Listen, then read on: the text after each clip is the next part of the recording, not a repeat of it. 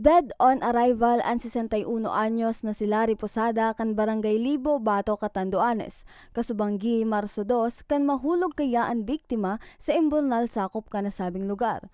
Huring nahiling ang biktima na naglalakaw pa uli sa indang residensya. Alas 11 ninbanggi kan parehong aldaw, nahiling kan mga nag-aaraging residente ang biktima na nasa laog na kan bukas na imburnal. Pa-uli na yun o paparibod na yun sabi din dito may paparibod na yun And then, yun, habang naglalakawin duman siya na last na nahiling na paparibod na siya. Tapos, na-discover lang yun so iba man duman ng mga tao na nandun, nahagihan, na maburuban rin ng banggi. Pagka-agihan din na yun ina-report na yung kapitan. Yung kapitan, nag-report naman sa pulis. Sigun pa kay Tabo, basado sa ginibong eksaminasyon kan attending physician ni Posada, hypoxemia secondary to drowning ang ikinagadan kan biktima.